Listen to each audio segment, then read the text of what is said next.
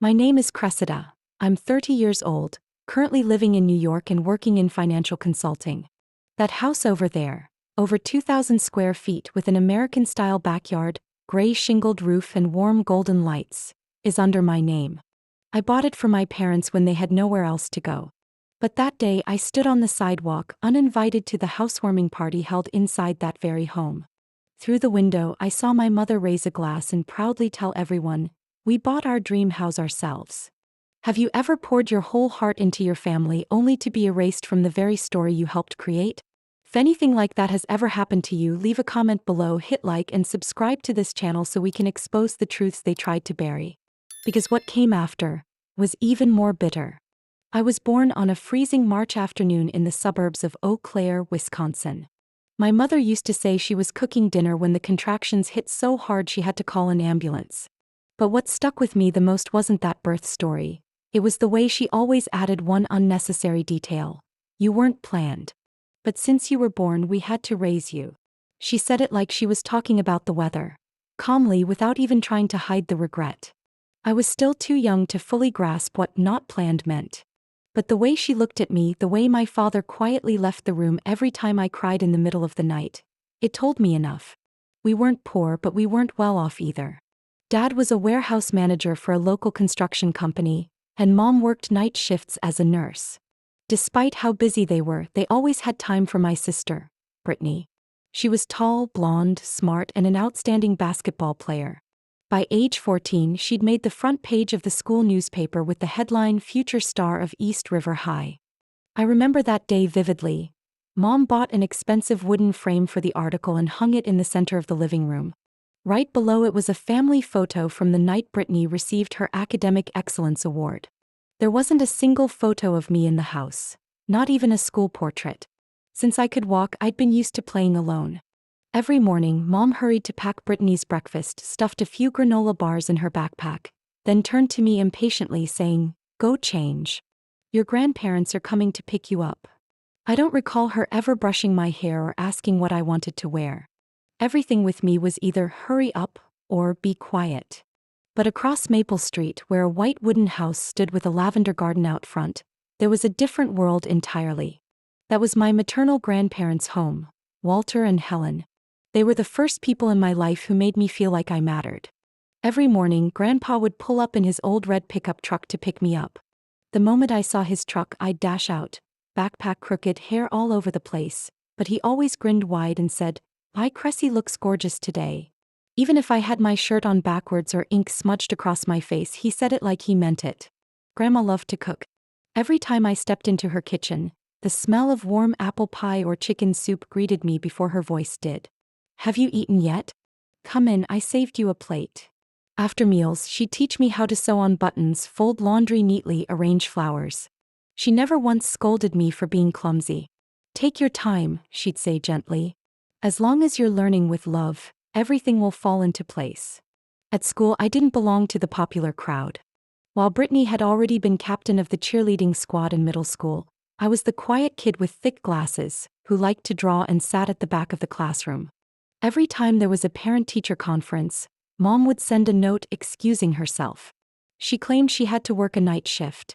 Yet somehow she always managed to throw an elaborate outdoor birthday party for Brittany with 20 guests. My birthday, on the other hand, was usually a small cake Grandpa and Grandma bought from the local bakery, a few simple candles and jazz music playing in their living room. I remember once when I was 8, I drew a picture of our family on a picnic. I drew all of us under a tree with me smiling at Mom while she served me food. It wasn't a memory, just a fantasy. I excitedly showed the drawing to Mom, hoping she'd smile. She glanced at it, then said, "What a weird drawing. Redraw my dress. It looks like a curtain." Then she went upstairs without saying another word. I never showed her another drawing after that. But every time I made something new, I'd bring it to my grandparents. They covered their fridge with my artwork, plastering the door with heart-shaped magnets. Grandma even framed the picnic picture and placed it on the bookshelf. "Who says it isn't real?" she said with a smile. "That's exactly how it should have been." In those years, they taught me self-worth without ever raising their voices. They never spoke badly about their daughter, my mother, even though I knew they were heartbroken.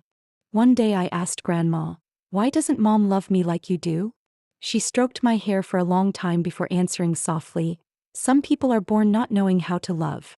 But that doesn't mean you don't deserve it." Her words made me cry. But from that day on, I began to understand that love isn't always something you get from where you wish it came. On weekends, while Brittany got driven to sports practice, I stayed with Grandpa as he taught me how to read the newspaper, analyze prices in supermarket ads. He used to say, "If you know how to read numbers, you'll know how to live." Back then, it just felt like bonding time. I didn't know that years later, those moments would lead me to a career in finance. I grew up in quietness but never felt alone as long as I had my grandparents. They didn't need to shout, "We love you," like in the movies. They just made sure there was always warm porridge waiting for me on cold mornings, patched the holes in my old coat, and placed a steady hand on my shoulder when I was too tired to study. And maybe, just maybe, it's because I was raised in that kind of quiet love that I survived everything that came afterward. But back then I couldn't imagine that one day, the very people who forgot my birthday year after year would end up crying at my doorstep begging me for forgiveness. I entered 9th grade just as Brittany left for her freshman year at Minnesota State University. The whole family drove her there, rented a moving truck, took pictures outside the dorm, hugging each other with teary eyes. I stayed home alone, eating a cold sandwich in silence. No one thought to invite me to say goodbye. After she left, something shifted in the house. It wasn't relief or sadness. It was a hollow stillness. But for me, that silence wasn't space to breathe. It was space to be filled with chores. "Even kids need to help out," Mom said, shoving a pile of laundry into my hands. Brittany was doing housework by age 10. No one pointed out that Brittany did some chores. I did all of them. Every morning I woke before the alarm. Before school I made breakfast, cleared the table, took out the trash, checked whether the clothes had dried. When I got home, the routine never ended. Wash dishes, mop floors, do homework while keeping an eye on the pot on the stove. I learned the scent of different fabric softeners by heart, knew how much detergent to use so white shirts wouldn't turn yellow, and folded towels with hotel-level precision. Everything I knew came not from my mother but from observing, experimenting, and fixing my own mistakes. Whenever I winced from exhaustion, Dad would glance over his newspaper and say, "A girl should know how to keep a home. How else will you manage when you get married?" I once asked, "Why doesn't Brittany have to do any of this?" Mom didn't even blink. "She has studies and a future to focus on." "Well, what goals do you even have?" That sentence carved itself into me like a knife into wood, cold and impossible to erase. One Saturday afternoon, while scrubbing the floor of the storage room near the garage, I found an old voice recorder. It was buried under a pile of broken electronics, dusty and nearly forgotten. It must have belonged to Grandpa. He used to record short stories or reminders for Grandma. Curious, I turned it on. The machine clicked dryly, then a faint crackle gave way to an old recording. I was about to turn it off when a voice stopped me. It was my mother.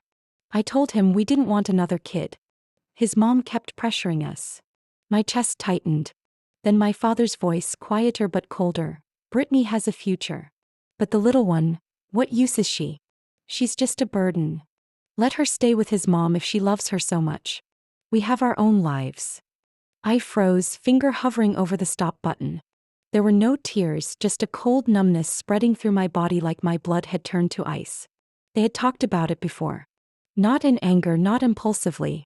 They had sat down, shared their thoughts, planned it out like it was the most natural thing in the world. I wasn't some surprise gift. They had simply passed off a burden neither of them wanted to carry. I rewound the recording and listened again just to be sure I hadn't misheard. But no. Every word was as sharp and clear as a knife slicing through my thoughts.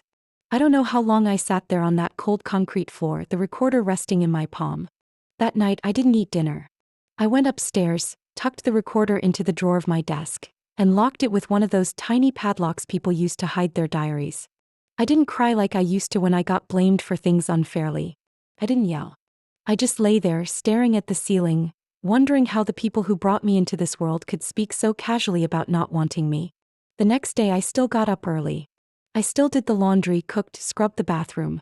But something inside had shifted. I no longer searched for recognition, no longer waited for a thank you. I did those things not to earn approval but because I needed some stability for myself, at least until I was strong enough to leave that house for good. And from that day on, I knew I had to hold on to the truth. Not to stay angry, but to remember who I was, where I came from, and that I deserved more than the scraps of love my parents occasionally threw down like leftovers. The recorder stayed locked in that drawer for years, a quiet reminder that if I didn't save myself, no one else was going to. I was always the quiet student, the kind who didn't draw much attention, but whose grades never slipped below an A. I loved numbers, charts, the quiet precision of solving equations. Every math problem was like its own world, one where I had control. In a life where I always felt out of place, academics became the only space where I could define my own worth. Sanders, my honors math teacher, was the first person at school to notice. One afternoon after class, he stopped me as I was packing up. He handed me a form and said, "Cressida, you should apply for the Lancaster University Scholarship Program. It's a full ride for top students in finance and data analysis.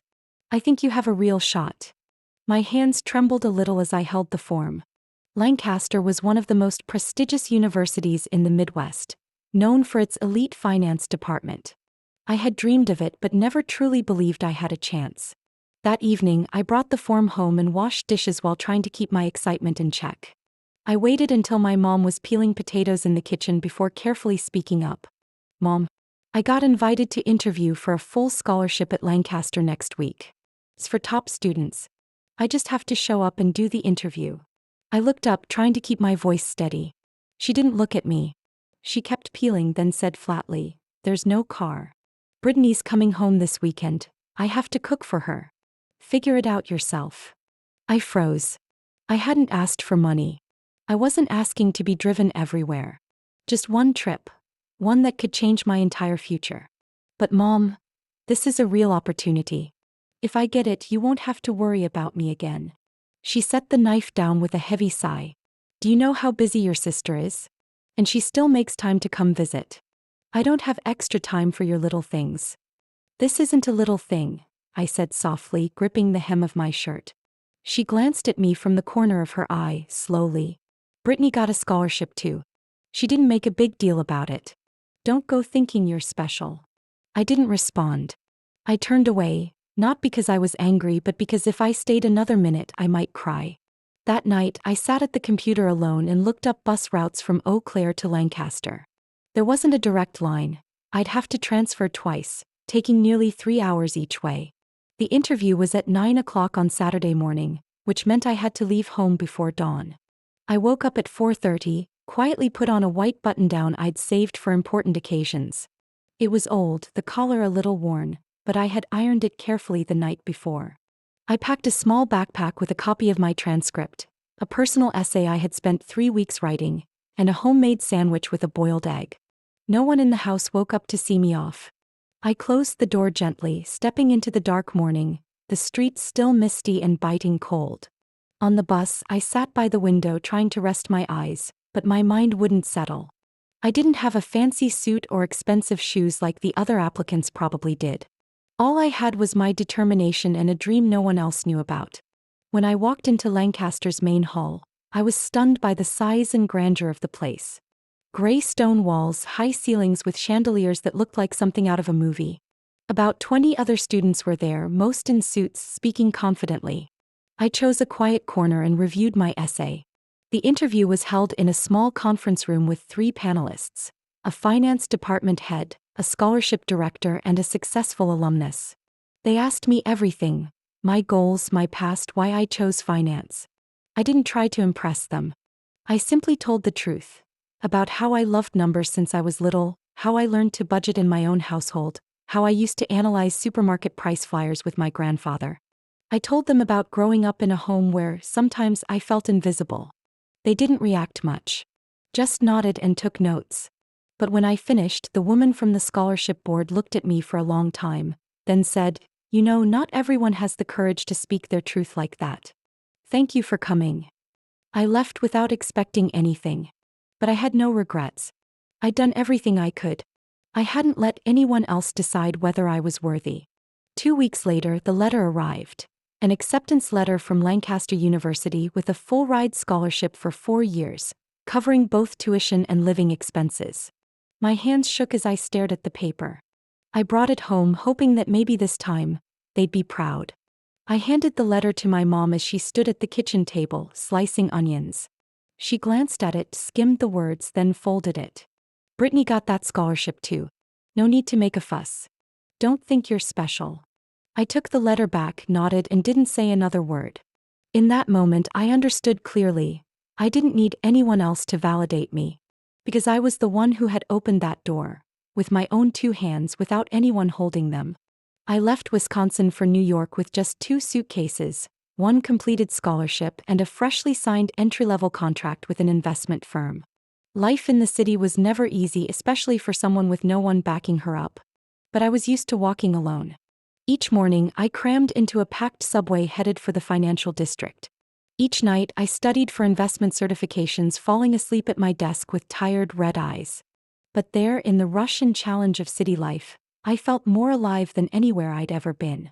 I started at the lowest position on the investment analysis team at JP Morgan, preparing reports and supporting data for senior advisors.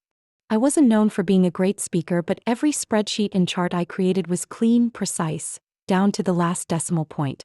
One of the veteran advisors, Mr. Howard Reed, took notice of me. Not because I spoke well, but because I listened carefully and never left an error behind. One Friday afternoon, he called me into his office and said, "Cressida, do you know why I have you review all my materials? Because you notice what everyone else misses." From that point on, he began taking me to client meetings, letting me present the analysis on his behalf. I learned so much from him, not just about investment, but about how to hold on to your values in a world that only seems to value profit. After 3 years, I was promoted to lead analyst. By then, I had saved enough for a down payment on a small apartment in Brooklyn. I stood in the empty room the day I received the keys, looking out the window toward the distant skyline. And I cried. Not from exhaustion, but because it was the first time I truly felt free. 2 more years later, I left the job to start my own company, a financial consulting firm for independent women and retired seniors, people often overlooked by the financial industry. I didn't want to just make money. I wanted those who had once been dismissed like I had to have the power to manage their own wealth. While I quietly laid one brick after another for my future, on the other side of the country, my family's life started to unravel. Brittany married a man who worked in marketing. They lived in the suburbs of Milwaukee, bought a big house, and posted weekly pictures of their happy family on Facebook. I didn't pay much attention until one day, an email from an old high school friend landed in my inbox. "Did you know Brittany's caught up in a pyramid scheme? Looks like she's being sued." I looked into it and wasn't surprised. The videos Brittany had posted at home holding products and reading scripts about financial freedom had always puzzled me. Now it made sense. They had taken out loans, poured everything they had into shady investment programs. A few months later, my mom called. At the time, I was in a client meeting at the office. The screen lit up with the caller ID. "Mom." I stared at it, not sure if my heart clenched or softened. I declined the call. But that night I checked the voicemail. Her voice was slightly shaky. "Cressida, I know you're busy, but I just wanted to say, we're still family, right?" No apology. No mention of the years I survived on my own. Just a hollow sentence like the past had never happened. 3 days later, my dad called. This time he got straight to the point. "Sweetheart, we've hit a rough patch. Brittany, she lost everything. Your mom and I had to sell the house to pay off her debts.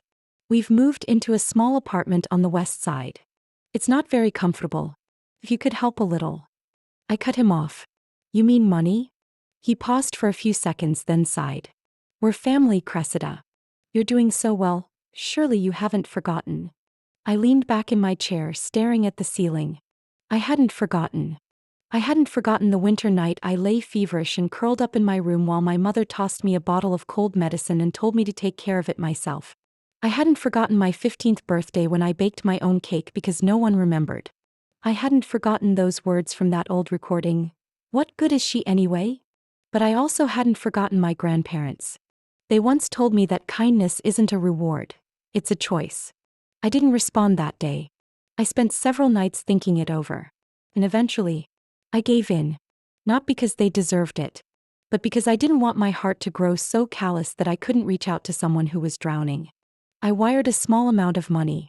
Nothing big, not enough to make things comfortable, but just enough to keep them afloat and let them know I wasn't cold-hearted. I didn't attach a message. But my mom called again. Her voice was choked. Thank you. I know I haven't been a good mother. But I hope there's still a chance. I didn't reply right away. I just said, I'm busy, and hung up. Inside, I didn't know if that was forgiveness or just a quiet step back so I wouldn't become the kind of person they once were. After that first wire transfer, I didn't expect much. But somehow, that bit of help softened the distance between me and my parents. My mom started calling more often. Not always to ask for things, but to talk about the small apartment they were renting. It was tiny with low ceilings and a damp smell, but at least it keeps the rain out, she said. My dad sometimes sent me photos of a wooden cabinet he built himself or little paintings he'd done, his quiet way of holding on to some sense of pride. I didn't say much, just listened. But every time I hung up, I felt like I was walking on a thin sheet of glass, unsure where it might crack, only knowing that the past still lay beneath it, never truly healed. That spring, I returned to Wisconsin after more than 7 years. Not for a funeral. Not because I had to. But because I wanted to. I stopped by my parents' apartment building, once factory worker housing, now clearly run down. I stood outside the door for less than 5 minutes before my mom came out in old plastic slippers, her eyes full of shame. This place, it's not like the old house. But it's okay. I nodded gently, saying nothing. Inside, Brittany sat curled up at the dining table, holding a little boy who looked about 3. I knew she was divorced, but I didn't know she had a child. No one mentioned it, and I didn't ask. I returned to my hotel that evening with a heavy heart. There was something I never said out loud but always thought. If I had managed to rise from the cold ground of that childhood, then maybe, just maybe, I could find a way to end that cycle here. Not because they deserved it, but because I needed to close the chapter of my old life in my own way. I started house hunting. I didn't tell anyone, didn't ask for opinions.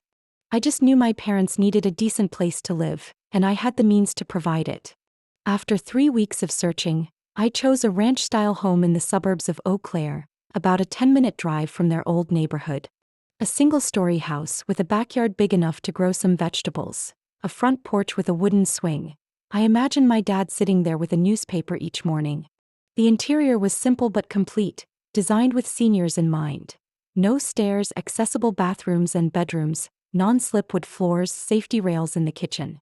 I stood in that empty house one afternoon, sunlight pouring through the windows, and felt a strange sense of peace.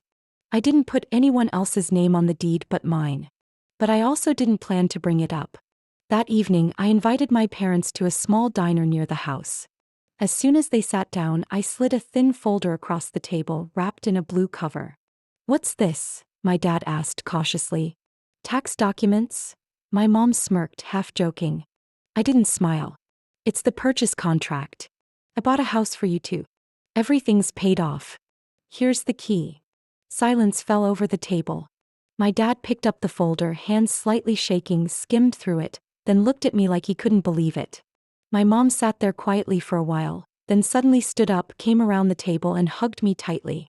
It was the first time I'd seen her cry for something other than pain. "But why would you do this?" she asked, voice hoarse. I didn't know how to answer, so I simply said, "Because I can. And I wanted to. You can tell people I saved for years if you want. I don't need anyone to know." My dad nodded slowly, his gaze drifting for a moment before returning to mine. "Thank you, Cressida. I didn't think you would." I raised my hand, stopping him from speaking further. "No need to explain anything.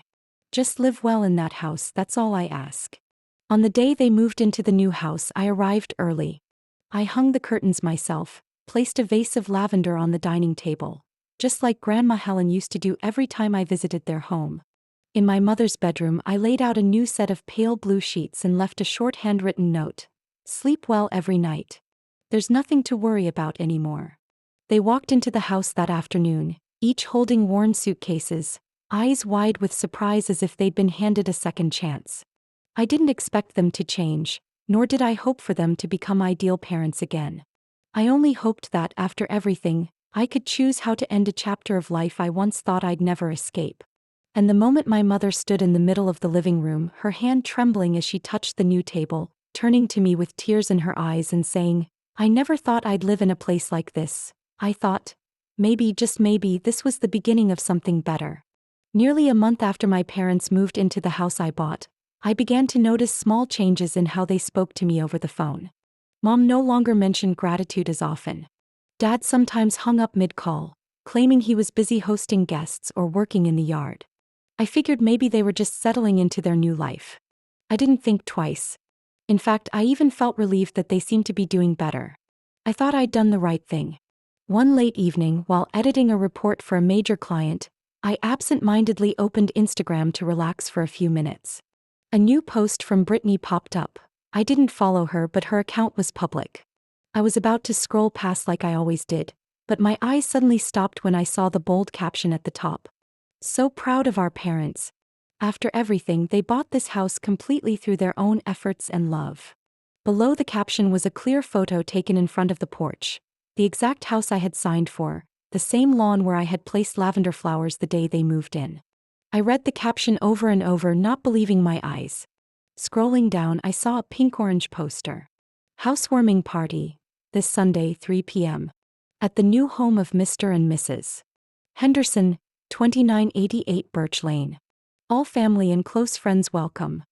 I stared at the phrase, all family, as if it was purposely trying to erase my existence.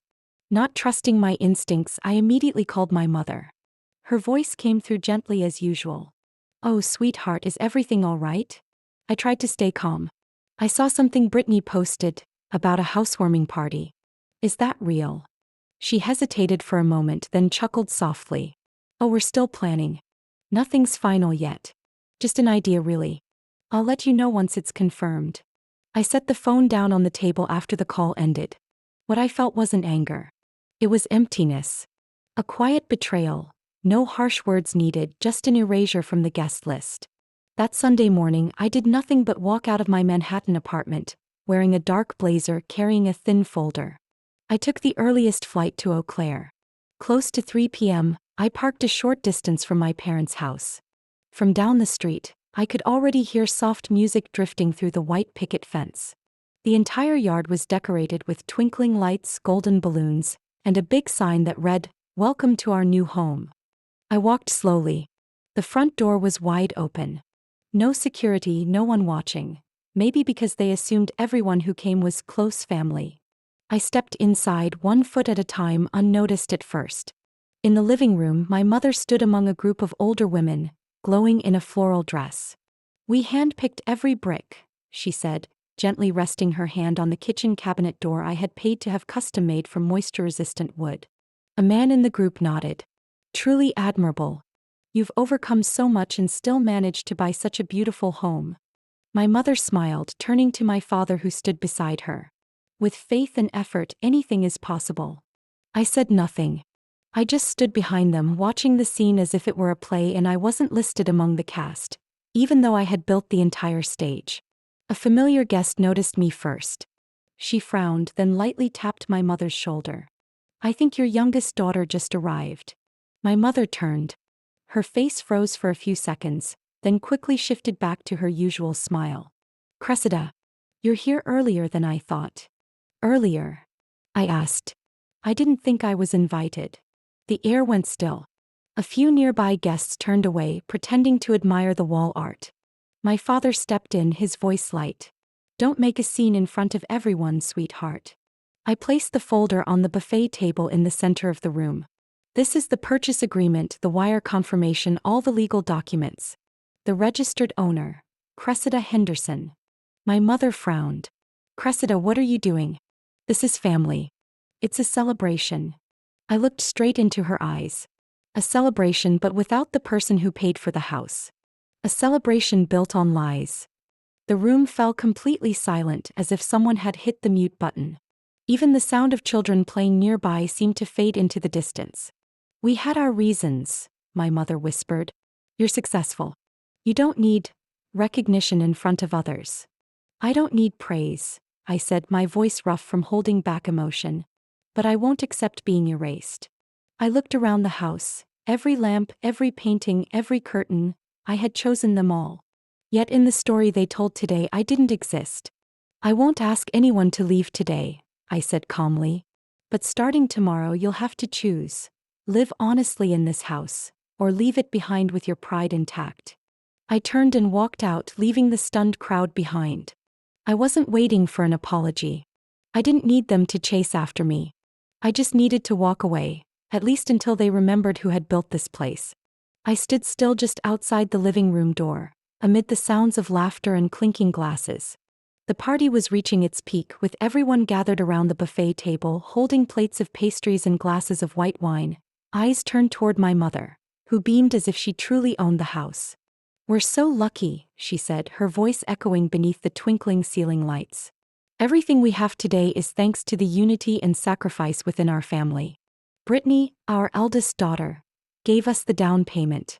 Her devotion helped us start this new life." I felt heat rising to my face, my palms cold. I was just steps away, but my mother didn't look at me, or maybe she saw me and pretended not to. An elderly woman next to me leaned in and whispered, "Is Cressida not coming?" Her question seemed to slow the room for a beat. My mother kept smiling, but it was stiff and sour. "She's successful," my mother said, gripping her wineglass a little tighter. "But cold. Family doesn't seem to be a priority for her." A soft laugh rippled through a few guests in the back. Some nodded. Some stayed quiet. And I stepped fully into the room, the overhead lights casting down as everyone turned to look. I took a few steps forward and pulled a small black speaker from my handbag, the same Bluetooth speaker I always use during presentations. I didn't say a word. I simply placed it on the table and pressed play. There was a soft crackle at first, prompting a few confused glances. Then a voice began, clear and deliberate. "We never even wanted another kid. His mom kept pushing us." My father's voice followed, calm and cruel. "What good is that girl? She's nothing like Brittany." The crowded room fell completely silent. No one moved. Even breathing seemed heavier. Faces shifted from surprise to unease. I looked straight at my mother. She was frozen, lips pressed tight, her fingers gripping the wine glass so hard they turned pale. "Those were the words my parents said about me when I wasn't even 10 years old," I said, my voice steady. "I've kept that recording for nearly 20 years, not for revenge but to remind myself that what I went through was real." I pulled a folder from my bag and held it up for everyone to see. "This is the purchase agreement. The notarized paperwork. The sole owner listed, Cressida Henderson. I paid every cent for this house." Brittany shot up from the sofa, her face pale. "You're lying. Mom said the house was bought by the whole family." I turned to her. "What was it you posted on Instagram again? Proud of our parents for buying this house with their own hard work and love? Should I send copies of the paperwork to every guest here to prove it?" My father stepped forward, trying to keep his voice calm. "Sweetheart, this didn't have to be aired out like this. We just wanted to save face." "Save face by erasing me from the truth?" I interrupted. "By telling everyone Brittany pitched in for the down payment, while I, the one who paid a six-figure sum, get labeled cold and heartless?" No one spoke. No one dared meet my eyes. A few guests quietly set their glasses down on the table. I took a deep breath and looked each person in the room in the eye. I didn't throw this party. I wasn't invited. But I'm here to remind everyone. If you're sitting in this house right now, drinking wine and eating cake, it's because of me.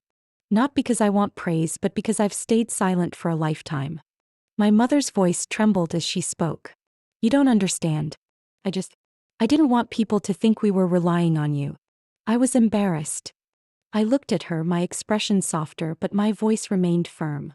"You were embarrassed, but not enough to worry about whether I ever felt wanted." I turned toward the door, walking slowly. The air behind me was heavy, as if it might shatter. Just before crossing the threshold, I paused. "After today you can keep this house. But you can't keep the lie. Either live in truth, or walk out with your pride." I opened the door. A cold gust of wind swept through the room. I didn't look back. But I heard glass hitting the floor. And crying, perhaps from the very person who once believed I should never have been born. After that party, I didn't go back to that house right away. I booked a room at a small inn on the other side of town, sat by the window all afternoon, watching the pale sun dip behind old rooftops. I didn't feel triumphant. There's no joy in dragging the truth into the open. I just felt hollow, like I had finally cleared the dust from a cluttered room, only to be left with an empty space. Late that night, my phone began to ring. Again and again. One call too, then over a dozen missed ones. Dad. Brittany. Then Dad again. I didn't answer. I'd listened my whole life. The next morning the first message came. We were wrong. But you have to understand we have nowhere else to go. You told us to live honestly, well here it is. We sold everything. The old apartment's gone. Please, just a few more days. Another message from Brittany, shorter. I'm sorry. I have nowhere to take the kids. I stared at the screen for a long time. Those words should have come much sooner. But now, after I finally spoke up, it was like a dam breaking. I knew all too well what it felt like to have nowhere left to turn. And part of me, the soft part, the part that once trembled in the shadow of my parents wishing for a hug, hadn't completely died. I returned home just before noon. The house felt nothing like a few days ago. The lights had been taken down, the tables cleared. No music, no laughter, just the stale scent of cold food and the weight of silence. Brittany sat slumped on the staircase, holding her 2 sleeping children. Her hair was messy, makeup gone. Around her were suitcases, bags, and backpacks, clearly packed in a rush overnight. My mother stood by the window, gazing into the backyard, expression blank. When she saw me, she turned, but didn't walk forward or cry. My father was fiddling in the kitchen, pretending to wash a glass, but I knew he heard every step I took. I didn't ask what they wanted to say. I simply stood in the living room and set an envelope on the table. Inside was a formal notice from my lawyer, allowing them to stay for 2 weeks with conditions. No guests, no parties, and they must find a new place to live. No scolding. No accusations. I didn't need to say more. You really mean to leave us? My mother asked, her voice stripped of the usual steel. I looked at her. I'm not leaving. You just never held on. I turned to Brittany. 2 weeks. After that, you need to leave with the kids. I don't want to be involved in any more debts. Brittany gave a small nod. No argument. She looked down at her children as if they were the only anchor keeping her from collapsing. My mother stepped forward, reaching for my hand. But I stepped back. I'm not angry anymore, I said quietly. But I don't want to live with tension or keep hoping you'll understand me. I used to dream of being loved by you, but now I only want peace. My father had been silent the whole time. As I reached the door, he finally spoke, voice low. You were a good kid. I knew that. Even if I never said it. I didn't look back. That night, I blocked every number. I moved their emails to a separate folder but didn't open any of them. I knew if I left the door cracked open, I'd fall right back into that cycle. A week later, I contacted a realtor and listed the house. Not because I couldn't afford it, but because I couldn't bear to live within walls soaked in deception. When I moved out, I told no one. I boxed everything myself, rented a truck, and drove across state lines to the small lakeside apartment I had put a deposit on. It had a quiet porch for gardening and a reading nook that caught the soft morning light. 2 years after I left that house filled with disappointment, my life had taken an entirely different path. No more sleepless nights wondering whether I was lovable. No more phone calls haunted by the past. I had started over, in silence, through decisions no one cheered for, and through a trust one had to rebuild one piece at a time. I met Aaron during a consultation to redesign our company's new office. He was an architect, tall, lean, with a calm gaze and a way of speaking that felt like he had lived through my darkest corners without ever needing to ask. When I handed him my first concept sketch, an open space full of natural light, large windows, and a private reading nook, he simply nodded and said, "You want a place where you don't have to shrink into a corner." I understand. We worked together for 3 months. And when the project ended, I couldn't imagine not seeing him again. He wasn't pushy, never pried. Our conversation started with design, then slowly unfolded into family, memories, and what makes a person choose to forgive without ever hearing an apology. 1 year later, he proposed to me in his small kitchen in Montpelier, surrounded by the smell of toast and warm yellow light. No flowers, no kneeling, just a ring placed on a plate next to a fried egg. I laughed, then nodded softly like an exhale after a long and weary journey. We moved to Vermont after the engagement. The house sat beside a small lake, with a wide porch and a backyard just big enough for the golden chrysanthemums I'd loved since childhood. Aaron designed almost every part of it from scratch. Every window frame, each railing, every garden path arranged as though he already knew where I needed balance. And I chose wallpaper for a nursery, not to cover a crack but to prepare for something new. That child, our son, came to me like an unexpected gift. I used to think I wasn't ready to be a mother, especially after everything I'd been through. But when I first heard his heartbeat during an ultrasound, I cried. Not out of fear, but because for once I felt capable of giving love without being afraid it would be rejected. That evening, after putting my son to sleep, I sat alone in my office when a package arrived from my old attorney in Wisconsin. I was surprised. I hadn't been in touch with him in years, not since I sold the old house and cut all legal ties to my family. Inside was a pale yellow envelope, the handwriting instantly familiar. Mr. Walter Henderson. My heart clenched. I opened it slowly, as if afraid to tear the last piece of memory still intact. To Cressy, if you're reading this, then maybe your grandparents are no longer with you. But that doesn't mean we've gone far. In life, people will hurt you, even those closest to you. But sweetheart, success, not resentment, is the strongest answer. We always believed you would rise above it all. Not for revenge, but to live a life they could never touch with their bitterness. If there ever comes a day you doubt love, remember this. You were once loved, deeply, unconditionally, without ever having to earn it. I set the letter down on the desk, folding my arms over my face. The tears didn't come in a rush, but drop by drop, they fell quietly onto the back of my hand. I got up and stepped into the backyard. Night had fallen, but the lake in the distance still shimmered under the lights.